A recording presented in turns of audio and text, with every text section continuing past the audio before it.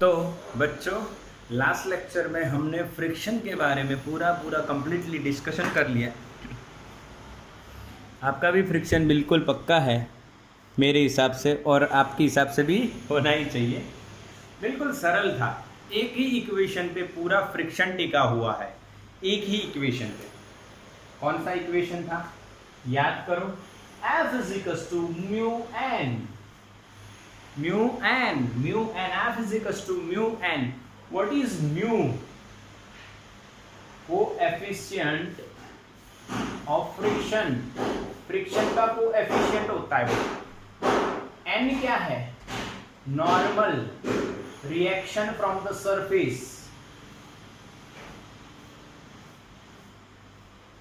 ठीक है। F is the friction, frictional force. बस ये इक्वेशन पक्का कर लो, आपका फ्रिक्शन पक्का है, और बाकी का लॉजिक मैंने पहले ही पक्का कर दिया है। हम लोग पहले एनसीईआरटी पढ़ेंगे, एनसीईआरटी में जो सम हमें 3-4 दिए हैं वो हम खत्म करेंगे।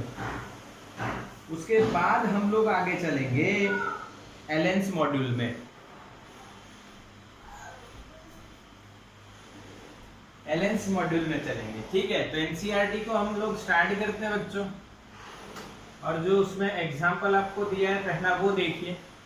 पहला एग्जाम्पल हमारे पास ये है भाई, बढ़िया वाला क्वेश्चन, बिल्कुल बढ़िया।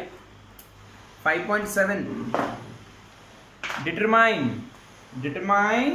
The maximum acceleration of the train in which a box lying on its floor will remain stationary given that the coefficient of the static friction between the box and the train's floor is 0.50। बच्चों, आपको पता करना है, क्या पता करना है, ध्यान से देखिए। ये बच्चों एक ट्रेन है,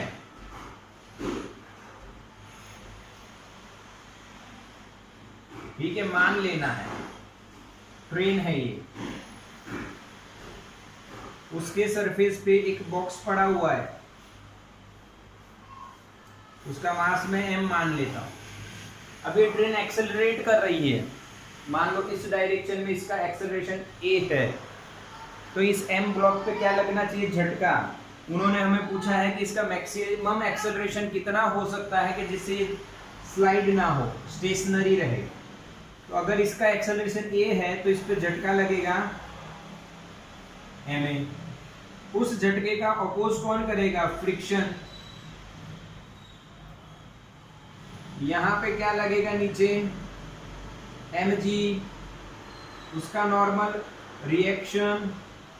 अगर वर्टिकल इक्विलिब्रियम है तो n बराबर mg, और अगर इसका, अब ध्यान देना है, जैसे एक्सेलरेशन बढ़ेगा ये फोर्स बढ़ेगा, फ्रिक्शन बढ़ेगा। और फ्रिक्शन कहां तक बढ़ेगा? फ्रिक्शन कहां तक बढ़ेगा? उसकी मैक्सिमम वैल्यू तक। तो अगर वो स्लाइड ना हो, उसके लिए उसका जो झटका है वो एफएस मैक्सिमम से कम होना चाहिए। अगर एफएस मैक्सिमम से ज्यादा होगा तो उसको इधर खींच के ले जाएगा। बोलो हाँ कि ना? कंसेप्ट समझ में आया बच्चों? यस और नो? हाँ के ना बोलो, मैसेज करो फास्ट। ये मेरा हाथ जो है वो ट्रेन का सरफेस है, फ्लोर है, ओके। और ये ऑब्जेक्ट है, ये 0, ये एक्सेलरेट हुआ, बॉक्स तो वही है, ये एक्सेलरेट हुआ, बॉक्स वही है, ये एक्सेलरेट हुआ, बॉक्स वही है। मैं एक्सेलरेशन बढ़ा रहा हूं, अब मोशन में आया, पीछे रह गया, आगे ना। यानी मैं मैक्सिमम एक्सेलरेशन कितना करूं जिससे ये स्टेशनरी रहे। तो इसको स्टेशनरी रखता कौन है? फ्रिक्शन। कौन स्टेशनरी रखता है बच्चों? फ्रिक्शन स्टेशनरी रखता है। तो फ्रिक्शन की मैक्सिमम वैल्यू कितनी है? FS maximum. और इसको मोशन में कौन लाता है? ये झटका। ये झटका एफएस मैक्सिमम से जब तक कम होगा तब तक यहाँ पे कोई भी मोशन नहीं होगा। बट मैक्सिमम एक्सेलरेशन अगर मैं लिख दूं बेटा ma मैक्स, तो फॉर स्टेशनरी ये कंडीशन होनी चाहिए। यस और नो? यही कंडीशन होनी चाहिए, यही होनी चाहिए। बिल्कुल क्लियर है? आगे ना सुनाई दे रहा है ना? यही कंडीशन होनी चाहिए। तो बस खत्म। M a max is equal to mu S into m g. क्यों भाई? अरे यार f s maximum mu S into n होता है। वर्टिकल इक्विलिब्रियम के कारण एन की वैल्यू एम जी के बराबर होनी चाहिए। तो mu S M g m m cut, तो a max is equals to mu S into g. Now what is the value of mu? Mu is given 0.15 and E10 ले लो, या दिया होगा तो 1.5 मीटर पर second square is the maximum acceleration. इससे ज्यादा अगर हुआ तो झटका बढ़ जाएगा, और झटका बढ़ेगा तो ट्रेन के फ्लोर पे ये बॉक्स स्लाइड हो जाएगा। हाँ के ना बेटा? क्लियर? 5.8 next question. पहला हो गया बिल्कुल इजी। ओके, अब दूसरा देखते हैं 5.8। अब 5.8 क्वेश्चन मैं रीड करता हूं और इस पे लिख दो मोस्ट आईएमपी। और इसमें मोस्ट आईएमपी की बात यह है कि यहाँ पे एक कंसेप्ट आता है जो आपको याद रख लेना है, और उसमें एकदम इजी लॉजिक भी है। ओके, तो एक फिगर दी गई है। Mass of 4 kg rest on a horizontal plane. The plane is gradually inclined until at an angle theta is equals to 15 degree with the horizontal. The mass just begins to slide. What is the coefficient of the static friction between the block and the surface? And equation समझना है। Mass just begin to slide, तो ऐसा है question, आपको feel आ जाएगा। देखो, दिख रहा है? ओके, अब यहाँ पे हम लोग इसका एंगल बढ़ाते हैं धीरे धीरे धीरे। 0 1 2 3 4 5 6 7 8 9 10 11 12 13 14 और ये 15। समझ में आया? हाँ के ना? बोलो हाँ के ना? समझ में आया कि बच्चों? हाँ। तो अब इसके सरफेस के बीच में, ये सरफेस जो है, ये जो सरफेस है एंग्री बर्ड वाला, ये एंग्री बर्ड वाले सरफेस और इसके बीच में कितना कोएफिशिएंट ऑफ फ्रिक्शन रहा होगा? फिर से एक बार, 1 2 3 4 5 6 7 8 9 10 11 12 13 14 15 पे गया। ठीक है, जस्ट बिगिंस टू स्लाइड। बिल्कुल सरल लॉजिक है बच्चों, बिल्कुल सरल और बढ़िया भी। और जस्ट बिगिंस टू स्लाइड के लिए हमें थोड़ा सा ध्यान रखना है। यहाँ पे एग्जाम्पल नंबर 5.8, यहाँ पे हमें कंडीशन, मैं यहाँ पे थीटा लेता हूँ अभी।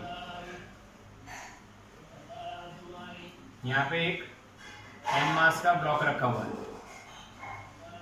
अब हमें इस पे कौन कौन से फोर्स लग रहे हैं ये रिजॉल्व करना है। ये अर्थ का सरफेस है, हॉरिजॉन्टल सरफेस, और ये इंक्लाइंड है। तो यहाँ से जब हम लिखेंगे, यहाँ पे लिखता हूँ या यहीं पे कहीं से भी लिख सकते हो बच्चों आप। हाँ के ना? ये mg हो गया perpendicular to the horizontal earth surface. Okay, यहाँ पे नॉर्मल लगेगा, normal is perpendicular to the inclined surface. ठीक है, अब इसको रिजॉल्व करेंगे along the inclined surface and perpendicular to the inclined surface. ये याद रखना नहीं है, ये पता है क्योंकि इसका मोशन इधर है, तो इस साइड में कौन सा फोर्स लग रहा है वो हमें निकालना है। बताओ ये एंगल कितना होगा? बताओ ये एंगल कितना होगा बच्चों? बताओ। ये थीटा, ये 90, तो ये कितना? यस, वेरी गुड, पढ़ाया हुआ है मैंने। ये थीटा होगा, ये थीटा, ये 90, तो ये 90 माइनस थीटा, ट्राइंगल बन रहा है।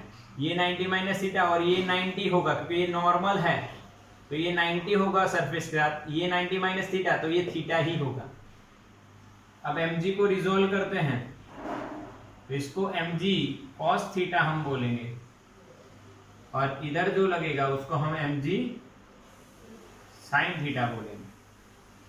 अब ये mg sin थीटा इसको नीचे लेके आ रहा है, तो इधर मोशन हो रहा है तो फ्रिक्शन लगेगा इसके ऑपोजिट में, जिसको हम Fs मैक्सिमम तक लगेगा बच्चों, ये μs इंटू n।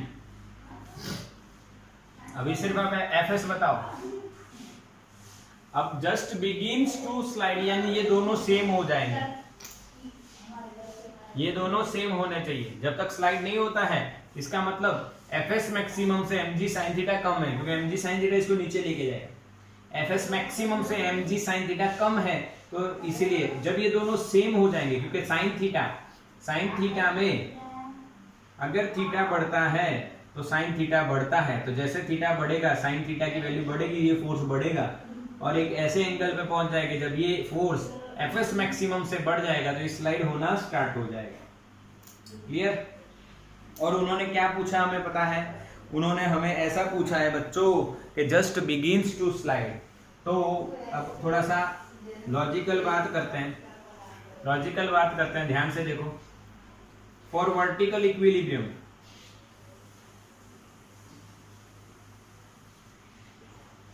अब ये वर्टिकली इक्विलिब्रियम में है, तो n बराबर क्या लिख सकते हो आप, mg cos थीटा। आगे ना, यस और नो? और जस्ट बिगिंस टू स्लाइड, ऐसा ही पूछा है ना, देखो अंदर रीड करो, जस्ट बिगिंस टू स्लाइड ऐसा दिया है। आगे ना, स्पेलिंग मिस्टेक है स्लाइड का, यस सही है, इतना तो थोड़ा सा चल जाएगा। जस्ट बिगिंस टू स्लाइड, अब इसको हम लिखेंगे यहाँ पे एक बढ़िया नाम, एंगल ऑफ रिपोज,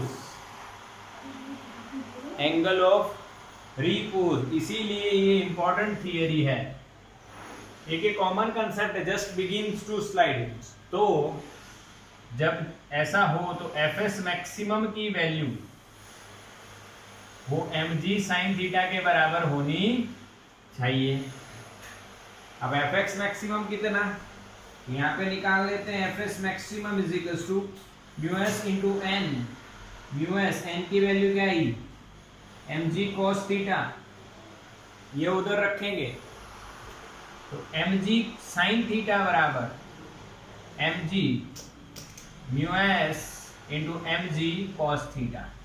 भाई mg मर गया तो sin upon cos tan theta, tan theta is equal to μs। This is the standard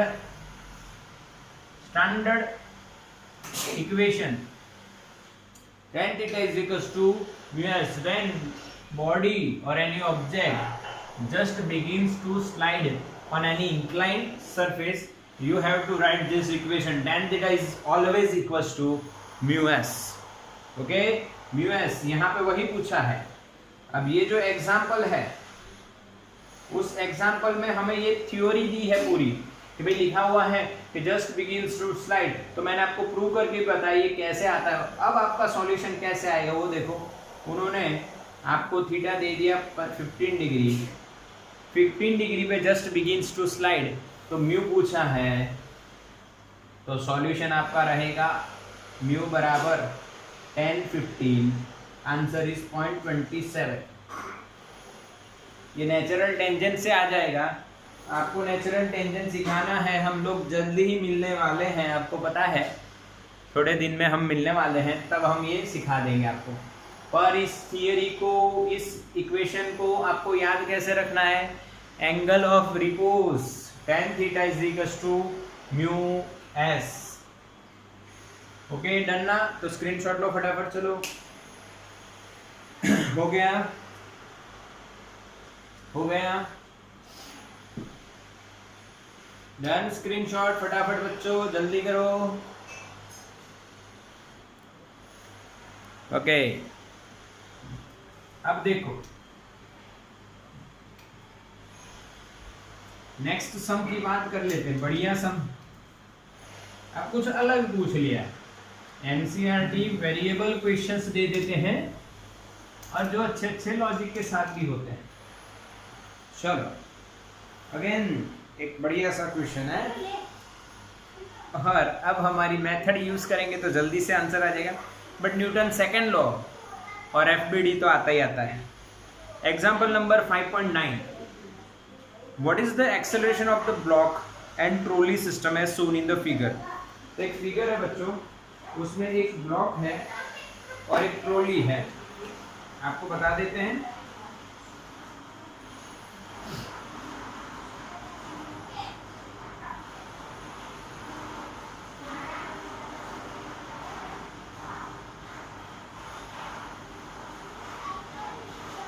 ये ट्रॉली है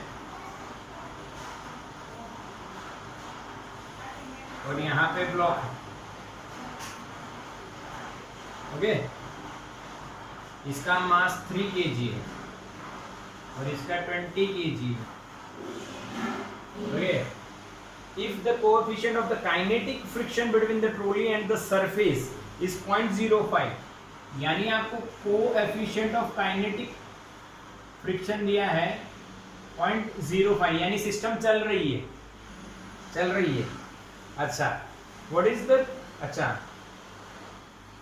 इज द एक्सेलरेशन। पहले एक्सेलरेशन आपको निकालना है, इसका एक्सेलरेशन कितना, और दूसरा what is the tension in the string, neglect the mass of the string, यानी मासलेस स्ट्रिंग दी है। आओ चलो सॉल्व करते हैं बच्चों, रेडी हो फटाफट, आओ सॉल्व करते हैं। अपनी सिस्टम से ही सॉल्व करेंगे। ये 3 इंटू जी 10 दिया है तो 30 न्यूटन इधर लग जाएगा। इस पॉइंट पे देखोगे तो टेंशन इधर महसूस होगा, इस पे देखोगे तो टेंशन इधर महसूस होगा, इस पॉइंट पे देखोगे टेंशन सेम रहेगा, स्ट्रिंग सेम है, और इस पॉइंट पे देखोगे तो टेंशन इधर लगता हुआ दिखेगा। पक्का? इसकी बात कर ले तो नीचे आपको mg दिखेगा जो 200 न्यूटन होगा 20 इंटू 10, और यहाँ पे जो नॉर्मल लगेगा बच्चों, क्या वो नॉर्मल 200 के बराबर होना चाहिए, क्योंकि वर्टिकल मोशन नहीं है, ठीक है। और यहाँ पे फ्रिक्शन लगेगा जो अब काइनेटिक है वो रहेगा म्यूके इंटू एन, म्यूके की वैल्यू 0.05, हाँ 0.05 इंटू एन, एन कितना है 200, तो ये 10 न्यूटन आएगा। हाँ के ना बच्चों, 0.05 ये है ना भाई, मैंने कुछ अच्छा मेरे को लग ही रहा था, क्योंकि मेरे को याद तो है कि इसका फ्रिक्शन कुछ अलग आंसर आता है, मैंने कुछ अलग, इनका फ्रिक्शन आ रहा है फ्रिक्शन पता नहीं क्या आ रहा है। चलो ठीक है, अपना तो 0.04 है ये, यहाँ पे 4 है बच्चों, तो 4 टू 8, तो यहाँ पे 8 बनना है। समझ में आया? हाँ के ना मेरे बच्चों, पता है? यस। अब सॉल्यूशन करते हैं शॉर्टकट से। Acceleration of the system, total force 30, tension cut इधर -8 upon total mass 3 + 20 23, 30 - 8 22/23, this is answer, यानी 0.9 के आसपास होगा, और सॉल्यूशन में आपका है 0.96।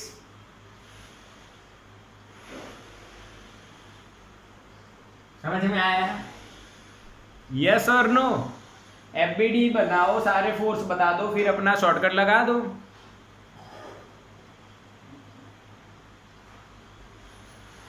हाँ के ना? यस। चलो पक्का दिख रहा है ना यार? यस दिख रहा है। थोड़ी सी इंटेंसिटी ब्राइटनेस वगैरह एडजस्ट करके देख लेते हैं, क्योंकि अगर ये नहीं दिखा तो फिर क्या देखा। ठीक है, चलो भाई। अब टेंशन लिफ्ट वाले से सॉल्व करें, लिफ्ट शॉर्टकट। टेंशन बराबर ये नीचे जाएगा ए एक्सेलरेशन से, तो इस पे झटका लगेगा ऊपर 3 × A, तो tension is equal to, tension को मान लो W एपरेंट, तो tension is equal to 30 - 3A। A की वैल्यू कितनी भाई? 0.96, यानी 26 या 27 ऐसा कुछ आंसर आना चाहिए। 27 आगे बच्चों, आगे ना, यस और नो? Yes 27, yes. इसको अप्रोक्सीमेटली 1 ले लो तो 3 1 जा 3, 30 में से 3 गए तो 27 इज अवर आंसर। बच्चों सिर्फ 2 स्टेप में आंसर आया। यही मेरी जो मेहनत है, आपको मैं जो करवा रहा हूं, कई बच्चों को शायद ऐसा लगे कि सर कितना क्या करवा रहे हैं, इतना आ तो रहा है, हमें समझ में आ रहा है सर, बढ़िया करवा रहे हैं, बट इतना शॉर्टकट बता के, इतना कंसेप्ट बता के आपने क्या करवा रहे हो सर? तो ये करवा रहा था बेटा। एनसीईआरटी में आप सॉल्यूशन देखो और ये सॉल्यूशन आप कंपेयर करो, क्योंकि आपका बिल्कुल पक्का है बच्चों। यस और नो? इस पे आप न्यूटन सेकेंड लॉ लगाते तो भी आंसर आ जाता ना। 30 - t बराबर ma। यस, पक्का ना? चलो तो इसका स्क्रीनशॉट ले लो। अब इसमें कोई सम है नहीं एनसीईआरटी में अब यानी थ्योरी आ जाती है, ओके। पर हम लोग क्या करते हैं, हम लोग मॉड्यूल में से कर लेते हैं। हमारे पास मॉड्यूल है, आपको पता ही है, हम उसी में से सॉल्व कर लेते हैं कुछ। बढ़िया, ये बढ़िया ही था हालांकि।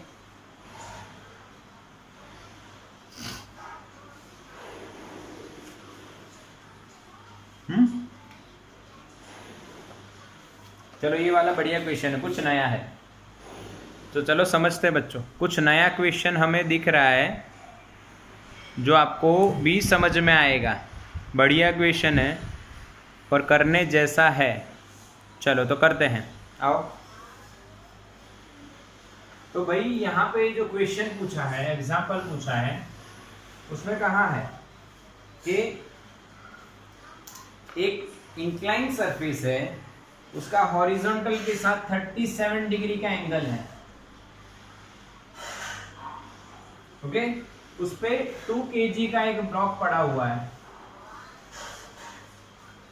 और यहां पे आपको म्यू भी दिया है, म्यू इज 0.7।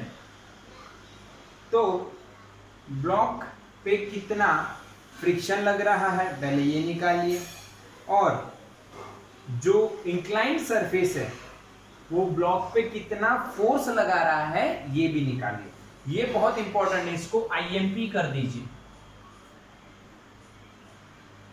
इसको आईएमपी कर दीजिए, आईएमपी कर दीजिए। कैसे? तो बच्चों एक बढ़िया कंसेप्ट आ रहा है इसलिए मैं आईएमपी करवा रहा हूं इसको। यहां पे 20 हो गया, ठीक है। ये कंपोनेंट हो जाएगा, ये कितना भाई 37, तो ये हो जाएगा 20 cos 37। अब cos 37 कैसे लिखना है ये आपको ट्रिपलेट से पता होना चाहिए, 3 4 5, तो ये 37 हो जाएगा। तो cos 37 यानी 4/5, तो ये हो जाएगा आपका 16 न्यूटन, क्योंकि ये 4/5, तो 5 4 जा 20, तो 4 × 4 16 न्यूटन। इसी तरह से ये वाली डायरेक्शन में भी एक फोर्स आ जाएगा 20 sin 60। अब वहां पे आपका आंसर आएगा 20 sin 60, sin 60 यानी 3/5, ये 4 3 12 Newton is our answer, okay. अब यहाँ पे ये ऐसे स्लाइड होना चाहेगा, ऊपर क्या लगेगा बच्चों? नॉर्मल, और वो नॉर्मल कितना होगा? 16 के बराबर, वर्टिकल इक्विलिब्रियम है ना, तो 16 के बराबर। अब म्यू 0.7 है, तो यहाँ पे फ्रिक्शन लगना जरूरी है, तो फ्रिक्शन कितना होगा? 0.7 इंटू n, n कितना है बच्चों? 16। यस और नो? हाँ के ना? समझ में आ रहा है? यही लॉजिक है भाई, और क्या है? अरे cos 37 का यही लॉजिक है, यस यही लॉजिक है। देखो cos 37, कई बच्चों को ऐसा लग रहा है सर यहाँ पे क्यों नहीं ले, बेटा यहाँ पे 53 आएगा, 53 आएगा, ओके। तो ये बैलेंस हो गया, इसलिए n डायरेक्ट मैंने 16 ले लिया, वो वाली टेक्निक नहीं की मैंने। F s is equal to f s maximum is equal to mu S into n, फिर म्यू एस इंटू एम जी कॉस थीटा। ये नहीं किया मैंने, एम जी कॉस थीटा डायरेक्ट डिसॉल्व कर, फिर ये एन 16 आ गया, तो अब यहाँ पे 16 इंटू 0.7। अब ये आपको पता होना 16 का जो टेबल है वो आना चाहिए, 16 7 जा 112 और 112 है, यस 112, और ये पॉइंट है तो इसीलिए 11.2, हाँ 11.2 न्यूटन। सही है भाई, यस बिल्कुल सही है, बिल्कुल सही है। अब क्वेश्चन ये पूछा है बच्चों, इन्होंने ऐसा नहीं पूछा एक्सेलरेशन कितना, यहाँ पे एक्सेलरेशन भी मिल जाएगा आपको पता हो तो। उन्होंने क्वेश्चन ये पूछा है force from the incline surface on the block. तो ये आपको मैं यहाँ पे बता रहा हूँ, mg is equal to 20 newton. तो mg के ऑपोजिट में हमेशा फोर्स लगेगा, यानी आप यहाँ पे पैरेललोग्राम कंप्लीट करोगे तो mg के ऑपोजिट, आप अगर यहाँ पे खड़े हो तो आप पे सरफेस mg के ऑपोजिट ही लगाएगा। फिर mg को ऑपोजिट का जो रिएक्शन है वो रिएक्शन फोर्स हमने रिजोल्व कर रखा है n और f में। तो यहाँ पे reaction is equal to under root of F square plus N square, f का 11.2 का स्क्वायर, n का 16 का स्क्वायर। आप सॉल्व करो इसको, आंसर आपको आएगा 19.53 न्यूटन। बोलो समझ में आया? 19.53, यस और नो? हाँ के ना बेटा, क्लियर के नहीं? यस। ये 12 किलो तो 144 हो जाएगा, ये 16 का आपको स्क्वायर, दोनों का एडिशन करो फिर रूट निकालो, यानी 400 के नजदीक आंसर जा रहा है, इसलिए 20 के नजदीक वाला रूट आ रहा है। ये क्लियर कंसेप्ट, इसको IMP कह दो। ये जो रिएक्शन है वो हमेशा mg के ऑपोजिट होता है, और उस रिएक्शन के दो कंपोनेंट, एक नॉर्मल और दूसरा फ्रिक्शन होता है। दूसरा क्या होता है बच्चों? फ्रिक्शन होता है। बोलो समझ में आ रहा है कि नहीं बच्चों? हाँ कि ना बच्चों, बताओ। यस, क्लियर है? तो इसका स्क्रीनशॉट लो फटाफट। यस और नो?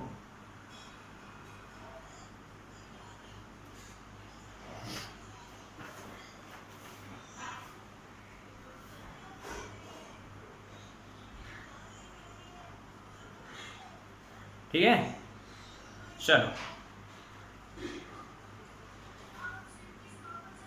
तो ये स्क्रीनशॉट आपने बढ़िया ले लिया। आपको दोनों कंसेप्ट, ये कंसेप्ट लिख लेना, रिएक्शन फोर्स। जैसे सब में आते जाएंगे आपको सारे कंसेप्ट याद रहते जाएंगे, डोंट वरी अबाउट इट।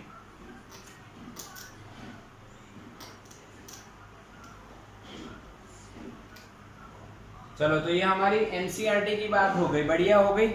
अच्छा, अब हम लोग मॉड्यूल का कंसेप्ट फॉलो करते हैं जो मॉड्यूल में दिया है।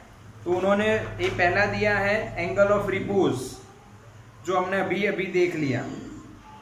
ओके, आगे ना angle of repose tan theta is equal to mu, वो खत्म हो गया। अब यहाँ पे एक कंसेप्ट दिया है हमें कि जो हम धक्का मारते हैं, पुश करते हैं, उससे पुल फोर्स अच्छा है और कम लगेगा, कम लगाना पड़ेगा, ऐसा प्रूव करो। यानी pull is better than push. कोई किसी से बेटर है, ये कंपैरिजन तो हम नहीं करते हैं, पर ऐसा इन्होंने कहा है भाई, pull is better than push. Pull is better than push. धक्का लगाने से बढ़िया खींचना सही है। घर में एहसास करके देखना, ये अपने ही भाई को बिठा दो नीचे, वजनदार होना चाहिए, और उसको खींचो और धक्का लगाओ, दोनों टाइम पे आपको एहसास होगा खींचना सही है। तो पहले पुल का कंसेप्ट हम देखते हैं। हमारे पास यहाँ पे एक डायग्राम दिया गया है। अगर हम बॉडी को पुल कर रहे हैं with F force at some angle theta, तो यहाँ पे फ्रिक्शन कितना वो हम निकालेंगे। ठीक है, ये निकालना है पहले, क्योंकि खींचने में सरलता कब होगी, जब फ्रिक्शन कम होगा तब। तो काइनेटिक फ्रिक्शन यहाँ पे हम निकाल रहे हैं, ठीक है। तो यहाँ पे आपने फोर्स लगाया इस डायरेक्शन में, एफ में, तो उसका ये कंपोनेंट हो गया एफ कॉस थीटा, ये कंपोनेंट हो गया एफ साइन थीटा। इसका नीचे बच्चों हो गया वेट, और उसके हिसाब से यहाँ पे क्या लग गया, नॉर्मल। इसका मास आप मान लीजिए m, ठीक है। अब वर्टिकल इक्विलिब्रियम है, तो बच्चों n बराबर क्या हो जाएगा, w minus F sine theta, yes और नो। ये मैंने कैसे डायरेक्टली लिख दिया, w minus F sine theta, इसमें पहले से किया हुआ है कि n plus F sine theta बराबर w, पर मैंने सीधा हिसाब लगाया भाई, ऊपर वाला बराबर नीचे, ये दोनों का एडिशन बराबर w, तो n फाइंड करना है तो इसको इधर लेके आओ तो माइनस हो जाएगा। अब यहाँ पे फ्रिक्शन हम निकाल रहे हैं, फ्रिक्शन क्या होता है बच्चों, एफ के इज इक्वल टू म्यू के इंटू एन। अब बच्चों म्यू के आपका कोएफिशिएंट है और n आपका w minus F sine theta है, ओके। ये पुल हो गया। अब हम बात करते हैं पुश की, समझ में आया कि नहीं, या कुछ और करना पड़ेगा इसमें? अरे हाँ के ना मेरे बच्चों, बोलो बोलो, समझ में आया कि नहीं?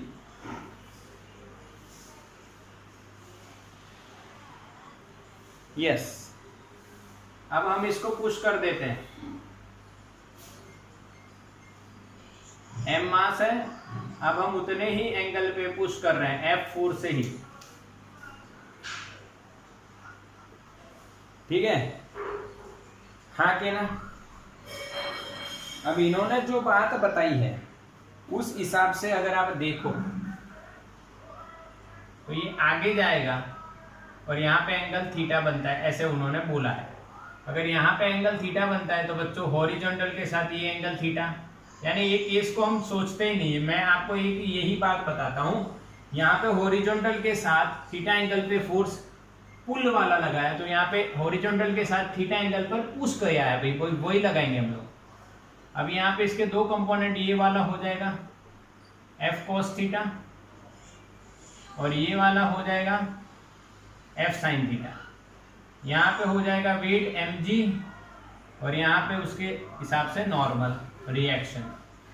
अब ये इधर मूव करेगा ना, क्योंकि ये इधर लग रहा है बच्चों, इधर मूव करेगा तो फ्रिक्शन लगेगा इधर। सेम कैलकुलेशन यही करेंगे, वर्टिकल इक्विलिब्रियम।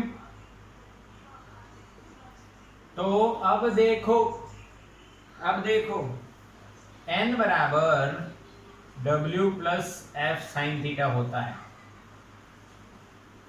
समझ में आया ये? हाँ के ना बोलो, यस और नो मैसेज करो, समझ में आया बच्चों? अरे हाँ के ना मेरे बच्चों, बोलो यार, अरे बोलो, शर्मा क्यों रहे हो? समझ में आ गया सर, क्योंकि ये एफ साइन थीटा नीचे है, W भी नीचे है, तो ऊपर वाला फोर्स बराबर नीचे वाले, तो नीचे दो जा रहे हैं ऐसे। हाँ, नीचे वाले यानी जो नीचे है वो नहीं भाई, नीचे की डायरेक्शन वाले, नीचे की डायरेक्शन वाले दो हैं, वो ऊपर की डायरेक्शन वाले के बराबर हैं। पर इधर देखो, एफ साइन थीटा ऊपर था, इधर एफ साइन थीटा नीचे है, तो पुश और पुल में ये फर्क है। अब इससे फायदा क्या होता है, तो देखो फ्रिक्शन देखो, फ्रिक्शन देखो क्या हुआ, फ्रिक्शन क्या हुआ यहाँ पे, एफ के इज इक्वल टू म्यू के इंटू एन और म्यू के into W plus F sine theta. बोलो समझ में आया बच्चों? हाँ के ना? यहाँ पे फ्रिक्शन बढ़ गया क्योंकि यहाँ पे प्लस है, यहाँ पे फ्रिक्शन घटा है यानी माइनस यानी कम है, तो pull is better than push. अच्छा, अब फिजिक्स से एक बात जीवन में आप सीख लीजिए, किसी चीज को आपको ले जाने के लिए बोला जाए, भारी भरकम हो, अच्छा तो उसको आप पुश करोगे या पुल करोगे? बताओ, पुश करोगे या पुल करोगे? पुल करोगे। यस बेटा, किसी भी चीज को आपको बोला जाए तो आप हमेशा पुल करोगे, पुश नहीं करोगे। एक एग्जांपल देता हूं, आपने रोड पे कई गाड़ियां ले जाते हुए देखा होगा, बिगड़ जाती हैं तो उनको धक्का मार के नहीं ले जाते हैं, उनको पुल करके ले जाते हैं, क्योंकि pull is always better than push, यानी अच्छा है, जिसमें आपको कम एफर्ट डालनी पड़ती है, उसमें फ्रिक्शन पुश में बढ़ जाता है, पुल में कम हो जाता है। उसका रीजन ये है, इसमें एफ साइन थीटा ऊपर होता है, इसमें एफ साइन थीटा नीचे आएगा, इसलिए ये थोड़ा सा डिफरेंस आता है। बढ़िया बच्चों, हाँ के ना? इसका स्क्रीनशॉट लो। चलो हो गया, डन। चलो आगे एक और कंसेप्ट है,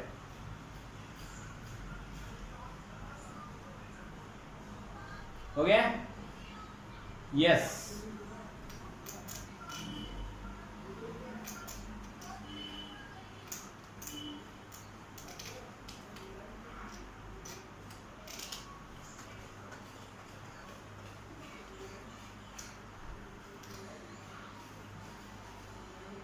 चलो अब देखो दूसरा क्या बात है यहाँ पे कि भाई कोई ऑब्जेक्ट है, वो इंक्लाइन सरफेस पे नीचे गिर रहा है विदाउट एनी एक्सटर्नल फोर्स, तो उसका एक्सेलरेशन कितना होगा? अब ये तो कैसे हुआ, कोई न्यूटन्स फर्स्ट लॉ का ओबे नहीं हुआ ये तो सर आपकी बात से, बिना कोई एक्सटर्नल फोर्स। तो बच्चों यहाँ पे हम लोग देखने वाले हैं अब इंक्लाइन प्लेन, इंक्लाइन प्लेन की बात करने वाले हैं, और इंक्लाइन प्लेन जो है उस पर फ्रिक्शन भी है। तो तरीका देखिए, यहाँ पे थीटा एंगल है, यहाँ पे एम मास है। अब देखो बच्चों नीचे क्या लगने वाला है, mg। अब यहाँ इस mg के ऑपोजिट में अर्थ का रिएक्शन फ्रॉम द अर्थ,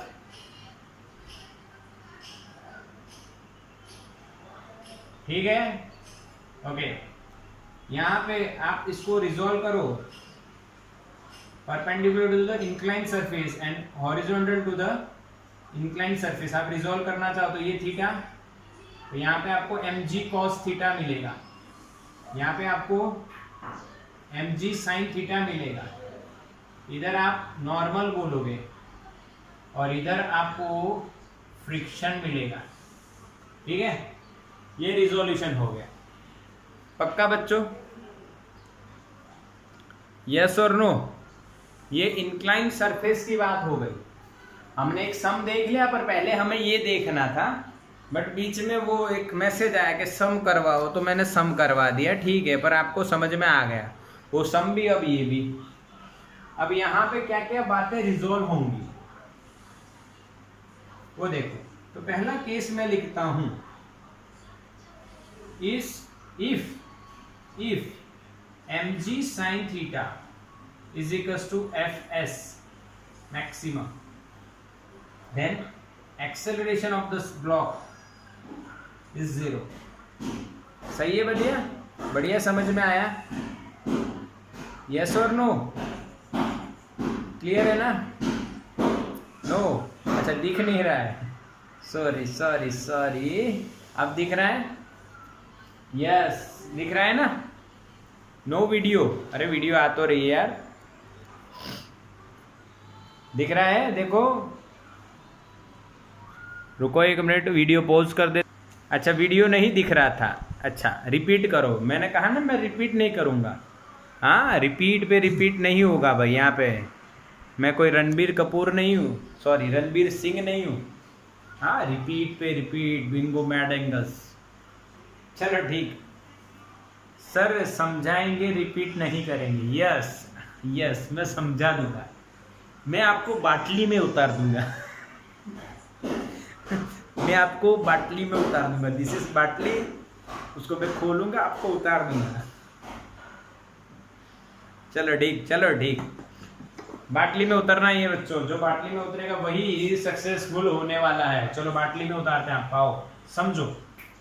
ये इंक्लाइन प्लेन है वो जिसमें फ्रिक्शन है। अब ये एम मास उस पर रख दिया है, ब्लॉक है, उसका mg नीचे लगेगा परपेंडिकुलर टू अर्थ, तो वही अर्थ उस पर रिएक्शन भी लगा देगी। तो r is reaction from earth, this time reaction and normal from the surface वो अलग अलग है। जब हम ऐसा सरफेस लेते हैं तो यहाँ पे m रखते हैं तो ये mg लगता है, तो यहाँ पे reaction of the earth is equal to normal from the surface, पर यहाँ पे इक्वल नहीं होगा क्योंकि रिएक्शन इधर और सरफेस इंक्लाइन है, तो ये नॉर्मल हो जाएगा। अब mg ये एंगल थीटा हुआ तो उसको रिजॉल्व किया mg cos और mg sin में। mg sin के कारण वो नीचे पड़ेगा, पर यहाँ पे फ्रिक्शन है तो फ्रिक्शन उसको रोकेगा, रुक जा, नहीं जाना है तुझे, ये फ्रिक्शन रोकेगा। mg sin थीटा नीचे आएगा, फ्रिक्शन रोकेगा, ठीक है। अगर mg sin थीटा फ्रिक्शन की मैक्सिमम वैल्यू के बराबर हो जाए तो एक्सीलरेशन ऑफ द सिस्टम 0, अंडा मिलेगा, अंडा 0। सही है, समझ में आया अपना फंडा, या मिला अंडा। चलो बोलो समझ में आया क्या है हमारा फंडा। Yes yes. अब केस 2 में देखते हैं भाई, केस 2 क्या हो सकता है। अब ऐसा केस 2 ये है भाई, mg sin theta is greater than fs maximum, greater than maximum, greater than maximum हुआ तो ये नीचे गिरेगा, इसका एक्सेलरेशन मिलेगा इधर। तो एक्सेलरेशन ऑफ ब्लॉक क्या लिखोगे, अरे यार वही total force upon total mass, खत्म। टोटल फोर्स देखो ध्यान से, फ्रिक्शन भी लिखना पड़ेगा, यानी mu S into N. N की वैल्यू किसके बराबर होगी, मेरी बात समझे कि नहीं, हाँ के ना। एन की वैल्यू किसके बराबर होनी चाहिए, क्योंकि वर्टिकल इक्विलिब्रियम में माना है, एन की वैल्यू mg cos के बराबर होनी चाहिए बस। तो a इज इक्वल टू क्या लिखना चाहोगे आप, इधर गिर रहा है तो mg sin theta is positive क्योंकि वो एक्सेलरेशन की डायरेक्शन में, f is in the opposite direction upon m। mg sin theta f की value mu s mg cos theta divided by m, भाई m से कट कर दो तो answer is g common, sin theta minus mu s, m cut g common आ गया cos theta. समझ में आया, हाँ के ना, यस और नो बच्चों, हाँ के ना, बोलो हाँ के ना।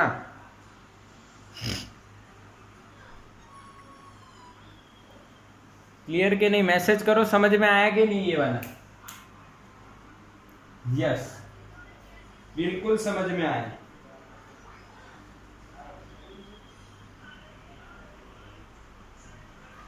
यस बिल्कुल क्लियर ना, स्क्रीनशॉट ले लो तो इसका, सिंपल है, हो गया। यस चलो अब केस 3 क्या आएगा सोचो, केस 1 दोनों इक्वल, केस 2 में mg sin थीटा बड़ा, तो case mg sin theta is greater than fs maximum, तो केस 3 क्या होगा,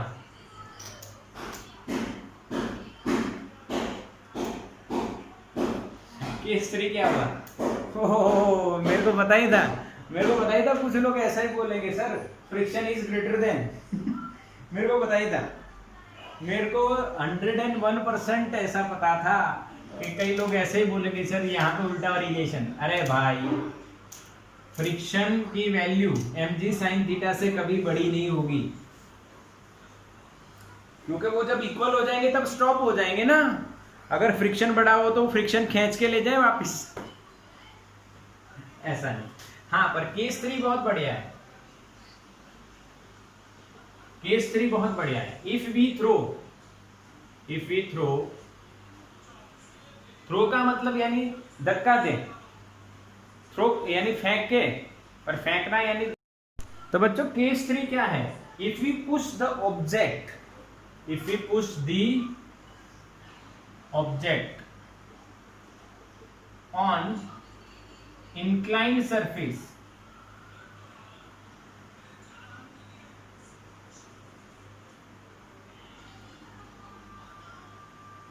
यानी उसको यहां से हम लोग फोर्सफुली ऐसे धक्का लगा दे एक टाइप पे। हाँ के ना, हाँ के ना, समझ में आ रहा है? इफ वी पुश, धक्का लगाने को क्या कहते हैं? धक्का लगाने को क्या कहते हैं? इफ अगर हम इस ब्लॉक को इंक्लाइन प्लेन पे धक्का लगा देते हैं तो धक्का लगाने को क्या कहते हैं? बोलो बोलो बोलो। हाँ के ना, सही लिखा है मैंने? If you push the object on incline surface, अगर हम उसको पुश कर दें, धक्का लगा दें, हाँ हाँ यस, पुश फॉरवर्ड जो भी है, धक्का लगा दे तो ऊपर जाएगा।